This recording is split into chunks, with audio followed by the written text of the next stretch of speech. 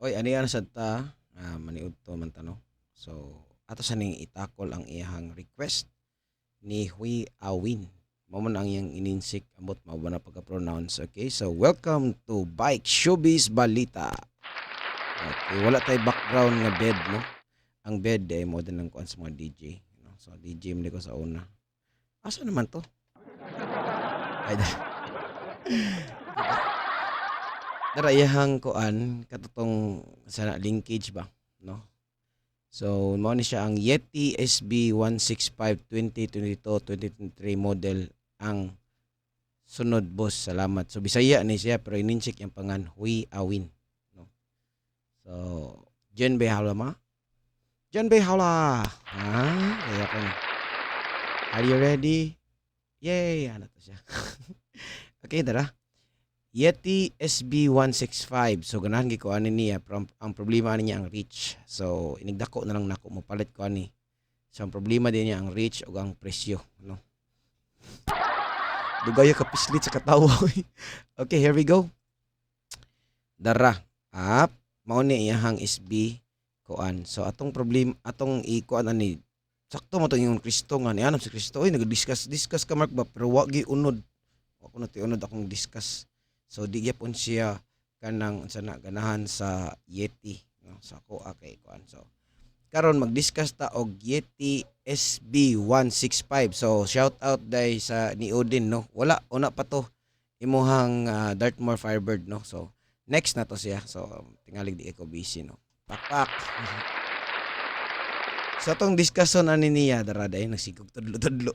Discussion nato niya is ang first is anti-squat. Unsa din ang anti-squat sa bike, no? Kanang ang squat manggod mga higala is kuan man gud na siya kanang ang rear suspension ba kani siya mo compress siya, no?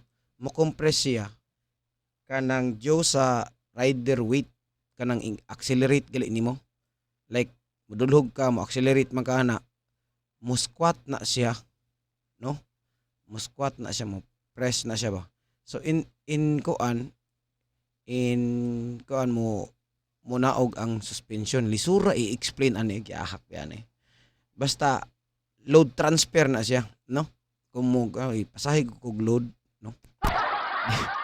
Load na siya sa kuan kanang weight. So inig-accelerate nimo mo nang squat. So ang anti-squat sad is kuan extension ani niya, no? Extension sa suspension di sura i-explain gid ani. Kuan siya ang nakaingon ani niya is ang kani chain, no? So unsa may nakaingon sa anti-squat kanang mo squat siya ba, mo bob siya ba inigtindak jug jug jug. Number one is bad pedaling, no? So kung magpedal ta magana-ana galit ta. Teka na. Okay ra na siya kung hardtail pero kung maabot na galita sa full suspension mga soking tigpaminaw pakpakis ako ana ka maka-induce ka og diri kani siya ba horizontal, no? Ay vertical. Supposedly horizontal ra man ta na like inigdulhog nimo mo accelerate ka mo naog ni siya kay imong weight mo transfer man diri sa back. So kung magana-ana kag tindak magana-ana sana siya mo na siya kaya naaman siya puwersa diri no. So katong niingon nga dili scientific akong kuan. So mag-review mo sa inyong physics no. Karon unsa pa gyud ang sprinting. So kanang mobarog ka ba, no? Sa enduro kay maghisgot na mo gitag enduro, wala na ta naghisgot og downhill rong panahon na, no? Mo sprint ka naa na siya mo squat na imong bike, no? Kay naa kay up and down ug nasag kay persa nga mo atras ka, no? So unsaon man na nato ron? So ang kaning Yeti SB165 ang kuan day ang anti-squat niya kung naagali siya sa below 90%, meaning ana niya ang pedal bob kuan siya kanang naa siya pedal bob. Kabantay mong karaan ka kanang mga triangle, magana-ana ba, no? Kabantay mo. So ang magpedal bob gali inigtindak nimo diha kanon sa shock ang imuhang pedal, so dili ka efficient, no? Mao na siya. So if anti-squat is lesser than the squat force sa imong tindak, no? Sa labi na ka ng di kay kahinimba, so mo na siya. Dayon, low pedal bob is between 90 to 140, no? So between ana niya. So ang suspension niya is stable. So makita siguro mo sa ako ang YT2 is ay wa man din kuyog na ko, no? Na magtinda ko dili siya mo pedal bob, no? Ana siya. So kuan na siya. Ang anti-squat niya is equal to squat force. So unsa nang squat force kato yung weight, imong ana inig accelerate, ano na siya. So if ang pedal bob gali is kanang greater than 140% kay 90 to 140 man to, kuan na siya kanang most extend na sad ang suspension, dili na sad maayo, no mo ana na sad ba no mo extend kana extend ato i-zombie kana ba extend na siya. So pedal bob ana, no mo extend na siya, no? Dayon atong i-check ni siya mga higala, mga suking tigpaminaw, ang ako ang kuan na ni is 32 ang chain ring. So mo din na day kung ay mo patakag ilis-ilis ana inyohang chain ring. So ay di ko ganahan og gamay, di ko ganahan og dako, di ko ganahan og kuan. So kinahanglan naa sad mo base ana. So akong gi-chain siya is 32. Now atong i-check kung naa ta diri dapit sa 42. Kinadak-an ba or 40 lang, 40. Asa naman ti? 36 day. Ata intense ozim din akong na-open. Dara. Wawa na ko. Sige po kog gwapa. Wa man sa naghimo og kanang mga wa pa man ta naabot sa mga sana iyang mga details to. So iyang 32 ang iyang chain ring, nya 40 ang iyang kag. So meaning ana gatungas ka. No? So pag tungas nimo pila man ang iyang anti-squat niya. So, asa man to? Taray, ito i-click. Anti-squat is 115.4.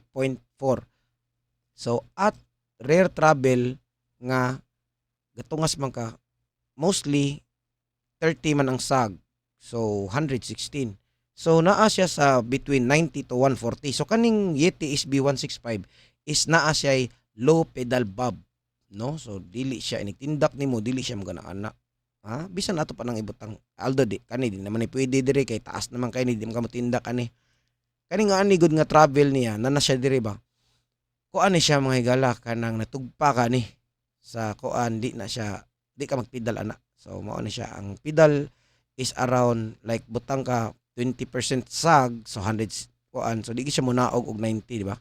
Munaog siya inig 73 travel which is di na maayo pero di naman siya kang pedal na kahit geek nagtugpa mga ana, no? Ha?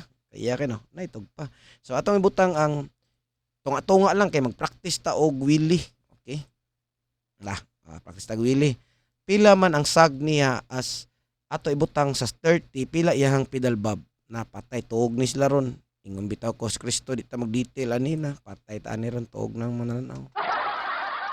So mo na siya 118 so it's between pagod 90 to 140. So, basically, ang Yeti, magtungas ka, di siya mo pedal bob. Dili siya magana-ana ba? Iya ka no? Nindot mo yung anti-squat. No? Iya. Dayon, tindak na ka sa daan. Kaya nga no, mura kag si bangay-ngay ba? Nag-endurod ka, unya, imong gitrangkuhan ang series. Okay, pila man na yung kuan. Siya tawag ni, anti-squat. 121. So, nindot kayo. Samot na dire, oh. So, if wala na lain siya kay wa ka nagsakay, lain siya kay wa kay kag. So wala dili na travel niya zero no. Nagsakay nimo god labi na kanang wa kay simba-simba. Na dire. 18 ato ibutang 30 sag. So 121. So kani siyang SB 165 mo sa niya akong ganahan. Okay. Kuan din siya switch infinity link. So nam to switch link katong SB66 karon infinity na siya. To infinity and beyond, no? Kuya no pakpak.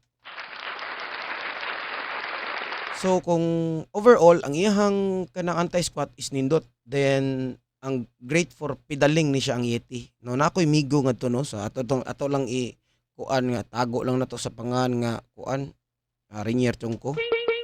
So iyang gibaligya iyang trek kay naganahan siya sa SB 165. Kaya mo nindot gid siya tindakan mahigala. So labi na good for enduro gini siya. So dili ko sponsored aning Yeti no kay wa jud ko taon akong sponsor usara gid taon no. Papaki akong sponsor Do It Paint Philippines, shout out. Now, anti-rice. Unsa nang anti-rice mahigala? Kana galing mag-diet ka nya, di ka ganahan mo kaon og rice. Mo na siya. Ang anti-rice is mo break gali ka during braking gali sa rear brake dire. Unya, natural, i-brake nimo, mabanti mo jud ka. Reverse man ni siya sa squat. Mabanti ka, mo extend ni siya. No? Inig-brake nimo mo ana ni. Ing and ay mong weight na mga to. No? Ing. So, mao na siya ang anti-rise. So, due to inertia na siya. Tinda ka. Lo, brake ko. Ing. Muinat ni siya. Ngana na siya. So, samtay. Muinat ba? No? Karon ang anti-rise niya is opposite siya sa sunrise. Bitaw. Ang 0 to 30% ang rear end niya rises but suspension is not affected by braking forces, no? Musaka siya pero musaka. Mo reverse gali pero dili siya affected sa braking forces, no? Unsa may tabo ani nganong nagkuan man ta aning kanang unsa na dili affected ang suspension ba nganong naghisgot man ang anti-rise kay ngano gahisgot ta og traction, no? Ang traction na to is asa man to ang traction diha traction na to sa trail. Now if sobraan ra siya kakuan dili na siya stable, no? Mao na siya kinahanglan gyud ta aning anti-rise, no? At 30 to 70% best balance na siya. So traction and geometry preservation labi na kana si Kristo ganahan kay siya slack na tawag ato. Ganahan kay slack Kristo. So unya ang imong paliton way klaro nga anti-rise. Mana siya. So kinahanglan na jud ka sa balance gyud sa anti-rise ug ang geometry preservation. Unsa man nato pag-preserve sa geometry? Kinahanglan nindot ang atong anti-rise dili kay butangan nato og asin para ma-preserve. Kuan siya around 30 to 70%. So, karon 70 to 120% bike geometry is quite well preserved upon braking. Pero, nay problema sa traction, no? Kabantay mo na Kristo nganong kanana siya. Mag-skid siya ako, di ko mag-skid kay di ko ganahan anak. Kaya nang na ako permi traction. Kung makita mo sa akong video, di kay ko skid, no? Papaki ko. Karon greater than 120% rear end sa bike squats under braking. So mo squat siya mo squat siya, bali siya ba? Imbis inig-brake niya, mo ana siya, mo bali noon. So mahimong slack. Ang ganahan ni Kristo. Pero ang problema, wa nay kanang traction. Tanawa. Okay, no? No. Kaya ni saka biya ni lighten ni siya, nigahi ni siya, walay traction ang luyo, di kaka-brake. So, kinahanglan ka body position imong i-body position nimo. So, motong naghisgot ko nga to og no lean back policy. Unya, dis ganahan ila kung gikataw-an. So, karon katawan sa nako sila. So, mo ni siya. Ang anti-rise day mga higala is lower anti-rise, no? Kung ubos siya, suspension is not affected by braking. So, mag-full brake ka, mag-light brake ka, feathering, dili kanang affected ang suspension. No, unsa nung di man affected ang suspension? Kanang ibas nya di siya affected ba no? Ano man na? So ang suspension ng good if affected siya sa braking, unsay mawa? Kani traction. So tabangitan ko ninyo sabot no. Sabtataw niya akong gipang storya kay galisod jud ko explain ani. Although kasabot ko pero maglisod ko explain ani sa mga normal. So akong normal nga tao, ako yung gipaana ba no? So mo na siya. Kabantay ka like nganong nasakuna ko is di man maayo yung anti-rise katong kona coiler. Dili ko mag-lean back inig downhill, no? So ngana na siya. Pakpaki ko. Karon dugay human pakpak sa mo ni siya. Higher anti-rise, so meaning ang geometry is better pero traction is worse. So kinahanglan na jud ka sa balance geometry and traction. So for Yeti, at ato siyang ibutang as pangitaon natong asang show actual instant center dara. Mao ni instant center niya ato inaog bi. Kanang IC kana IC. Mao ni instant center niya. Nya di sa ta mag-discuss ani kay murag lisod pa kayo. No. So ang anti-rise niya is 104.6 at 30% at 40 ana. At ibutang kay gasakay naman ka nya ni lean back ka sa dara. Ibutang ka sa 50 travel. So anti-rise niya is 121.9. Ano to? Nilapas ka. So will preserve siya no. Nya pero ang traction piti sa kagyapon. So mo na siya. So kinahanglan di ka mo lean back na kadiri sa mga 30 no. Mo na siya kung giingon nga no lean back policy. Mo na siya. Sa naman tani. So katong ningon nga dili scientific pakpak. Karon kinahanglan kaning TSB 165 dili mo siya fully independent ang suspension sa braking. So kinahanglan mo compensate ka sa imong body positioning. Okay, mao na siya. Karon pedal kickback nagisgot ko ani last na ko nga video onya mura naman tag nagpodcast ani happy na laro na. O paday. So dali on tani pedal kickback ang crank arm mo balik no ato ti balik kon asa nang pedal kickback ani show pedal kickback tangon sa tani ha pedal kickback ay ato tara o dara ang pedal now sa at kuan siya mga higala at ibutang 32 magyapon tano so kung nanata sa 40 enduro bita nagtungas ta mao man atong problemahan kanang pedal kickback no unya naata sa 30% at 39 kay nagtungas biya kay imong weight nas babaw nasa kuan pila man ang iyahang unsay tawag ani ay nya ra 30% sa ta kanang galingkod ra ka ba okay pila iyahang anti squat pila degrees nimo buang asa naman to pedal kickback is 8.78 so kana day mga single pivot like katong karaan nga bay katong triangle gali rear ana ba Y-frame nay uban na to nanap sa abot na sa kanang 45 degrees like the Yeti ay dito Yeti unsa to kalimot ko orange 222 nga frame search na 2001 model at 3080 so sa chain ring karon kay 32 man tan-awan na ato ang pedal kickback ang FSR sad perting wa gid gamay kitong pedal kickback niya. So kani di man siya FSR so okay ra ni siya. Now ibutang na to og naata sa kanang practice kag wheelie 24 at 30% sag unya wheelie naman na sa ibutang 40 at 30 sa ta 5 o na perting gamay nga pedal kickback karon 10 kay ni trangko na sa kag dinasad series kalbo na pod maras bangay nga ang kalbo gitrangkuhan no 2.03 gamay kay ang pedal kickback ani so mo nang ganahan sa kay ko ani kay ang pedal kickback manggod mura siya ni atras ba mura siya mo suki ba mura gud kanang TMX gali imong crankan mo kickback so na siya resistance mana mo kaon sa nas imong power no mo na siya karon at ibutang as naata diri normally mag-wheelie tanan naata sa 55. So pedal kickback niya at kuan practice kag wheelie 9.24 namo na siya. Unya wala man ay resistance ang wheelie tungas na lang ta. At ibutang diri as 40 tungas ta. Kano mo gid siya 36 baron kay 36 man ko. O 11 ang pedal kickback ingon ana na siya ka kuan nigtungas na to na 34. Oh. So basically ang kani siyang kuan is kanang average ra siya. So normal ra siya nga bike. Unlike atong FSR o katong unsay tawag ani niya diri katong na idler pulley.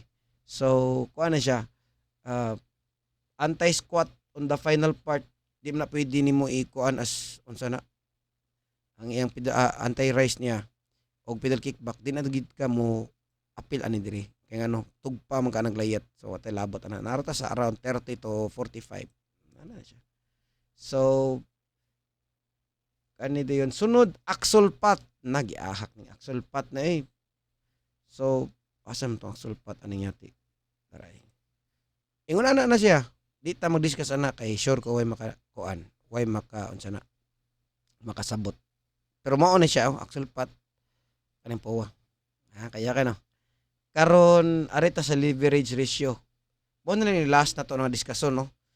Leverage ratio niya og di lang ta maghisgot anang leverage ratio kay lisod kay basta na yung mga ratio di kasabot ana. Progressivity na lang ta maghisgot ta og progressivity asa naman to ha. 30% sag rider is around asa mang rider ani 75 ako day 65 ay 63 naman day kuno buangay 63 kato ibutang ba nga makapalit ko ning kuan sa iyang presyo niya ni mubo ni ihang reach no 30% so wala siya bang karon atong tan-awon ang chin growth niya na amgay na 7 mm dayon ato sa tangon areta sa unsa gali open ani kalimot man konon kana lang sa okay so unsa may kuan na to aning anti squat na amo to diri sa leverage ratio ay ato forces day sorry kalimot ko wala dugay na ko ani good kato paning last dugay na kayo so ang forces day ani niya is kuan siya kanang pilay newton nga kinahanglan para ma-bottom out ni siya mga higala yung nana ba no nana diri kani so ang yang newton is 2635.07.93 ingon ana ang force niya para kinahanglan mo bottom out so ako 65 kilogram ko wag tay ko ana watay dita ka bottom out ani nya ang progressive sad niya unsa siya slightly progressive no unlike sa akong YT is very progressive ang makalupig ang intense O0 tanawa daraw 3,309.24 mo na ang intense OZ day mga gala. Now, mauro to ang pag-discuss sa Yeti SB165 no kay alauna naman hindi ta pwede ana kay kabaw ka lunch break ra nos pakpakis ako ninyo. Mao na dia. So the moment nga makakita mo ani ako na ning gi-upload mga around 5 siguro. Di bisa ko mag-cut ani mo din instant center niya para sa di ka ay ana din mga gala mga suging tigpaminaw ana to para makita ninyo ang kuan ba anyways di ako ra masig kasabot ani basta kani siya around ani kani around dire nindot ang anti squat niya dire gali negative bati kani pedal bob so imo nang targeton ang chain diha imong i-drawing unya babaw aning chain ring da chain unya line ka dire padungad to mo ang instant center niya which is dire naagli ka instant center nga naa dire di na maayo naagli ka dire di na maayo so within ani 45 degrees to 30 to 45 degrees man siguro naa dire nana siya kanang di ta ka drawing ani no basta ana siya porma mo nang nindot kay tindakan ng SB165 so inigdako nako palit jud ko ani. Yeah. Nanong ingog inigdako nako tanawa niya ako i-show ang kuan ha. Show frame geometry. Tanawa. 444. I don't know lang small 425 man siguro. So ato shout out nimo da inincheck dito ako makuan si Way Awin. Di nako matag iyang pangan kay inincheck siya. Ang kuan lang mao na siya ang iyang review. Akong review dai sa SB165. Ganahan kay ko ani. Approved by PAMIT. Karon ang di na ko approve nila is ang kaning reach nila kay pangdagkong tao gyud ni siya no. So inigdako na siguro nako okay ra. Makapalit ko ani. So congratulations na kay SB165. Ang kaninding Yeti SB means sanggo ni ang banglungsod di bitaw. Superbike no. So XB66, XB6C, XB165, XB155 naman 155 ba. So ganahan ko ani mo na lang although ang latest na 165 ambot unsa karon. Wow, di na ko kuan dili na ko updated kay ngano ako na nang gi-give up ang Yeti kay di ko kaabot ana. No, so mo na siya. Unsa kung mangita mog bike, tan-awa ang anti-squat, anti-rise, unsa na mapugnan independent ba ang suspension sa braking, o niya ang iyang progressivity, gahi ba siya i-bottom out. Uy, napaday ko'y last day. Karon overall, ang kani siya is linear ni siya. Ang iyahang asa man to. Natoy gibutang na ko diri. Ako gini siyang ginote mga higala nga linear ni siya, almost linear ni ang iyahang leverage ratio. Tara. Sabtalang sa ko ninyo. Linear ni siya ang Yeti SB66. Now, hibong ko nga nung dali rin siya mo ay ang SB ko ano ito XB6C dito. Ang SB6C Yeti gyapon, linear siya. Now, kato siya di gid siya matauran og coil. No? Kana mo ingon sila lagi, upgrade ra ba din ako akong bike, gi-coil na nako. Make sure lang sa nga ang inyong leverage ratio sa inyong frame is not linear. So progressive siya. King linear gali na nya imong i-convert into coil which is linear sad ni siya although flash kay ni siya, linear sad ni mahibong jud mo nganong dali man ko bottom out. Di ba? Nganong bottom out man ko gamay ra kay nga flat landing taga bagtak ram bottom out din ko. Ang nahitabo is atong tingaling bugat ko ilisdan na kog spring. Pati ni ilisdan na kog spring. Pag ilis niyo spring, nawa na sad ang iyahang small bump sensitivity. No.